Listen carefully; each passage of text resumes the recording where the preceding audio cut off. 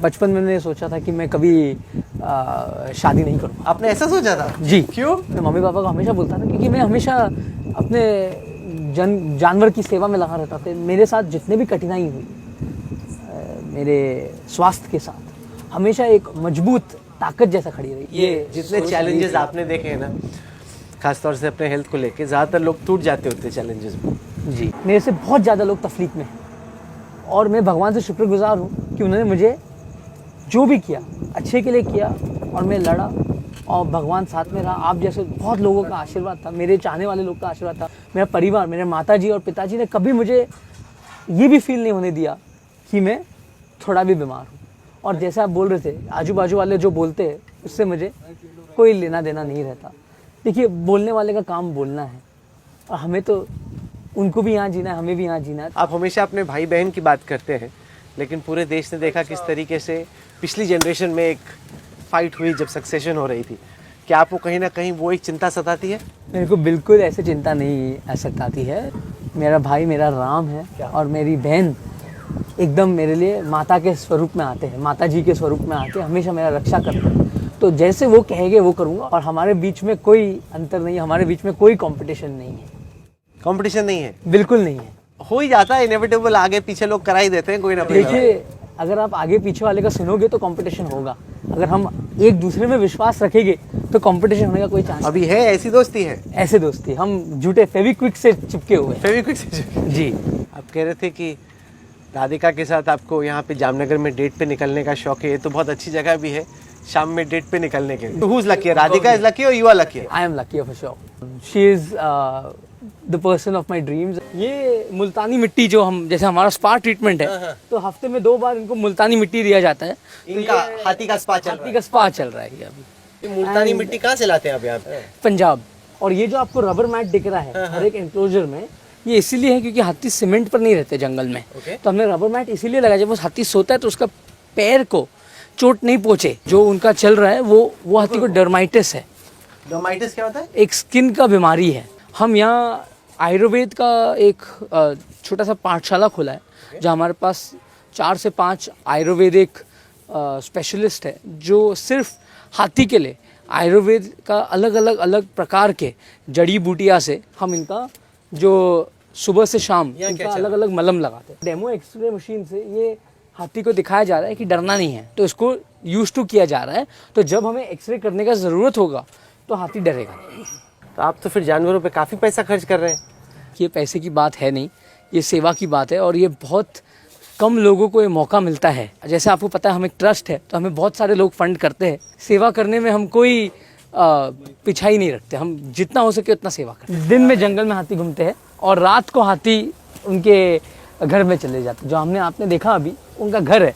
ये जो पूरा आपको एक विशाल जंगल जैसे ही इसका नज़ारा दिख रहा है और हमने जो यहाँ एक बायोडाइवर्सिटी क्रिएट किया है कि जहाँ जंगली चिड़िया, जंगली पक्षियाँ, जंगली नीलगाय, चीतल, हिरन और बहुत सारे विभिन्न प्रजाति के सांप भी यहाँ पाए जाते हैं।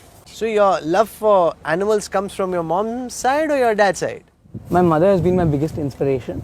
My mother, since when I was a young boy, my mother always told me कि जो बेजुबान होते हैं उनका ध्यान रखना सबसे बड़ा पुण्य का कार्य होता है। तो मैं बचपन से ही ये मम्मी का जो मोटिवेशन रहा है और मम्मी का जो साथ में सलाह रहा है कि जितना हो सके उतना सेवा का भाव रखिए और जानवरों के लिए सेवा करिए, तो मैं उस हिसाब से ही चलता गया हूँ। आप सोच लो, मम्मी भी देख रही है, पापा भी देख रहे हैं, पापा के लिए भी कुछ बोल दो। पापा तो क्रिएटर है, पापा तो ये सब, उनके बिना तो ये कुछ होगा नहीं और हम तो एक छोटा कार्य करते हैं। पापा हमारे इंस्पिरेशन। पापा ने तो ये पूरा जहाँ आप देख रहे हो इनका रिफाइनरी, ये सब चलने का कारण उनके कारण है। What have you learned? What's the one thing you've learned from your father? So my father always tells me that work hard and never go back on your mistakes, learn from your mistakes. कभी भी postmortem मत करना। Postmortem मत करना? पापा बोलते हैं कि जो हो गया सो हो गया, सोच लो, बट ये मत पोस्टमार्टम मोड में मत आगे बढ़ो।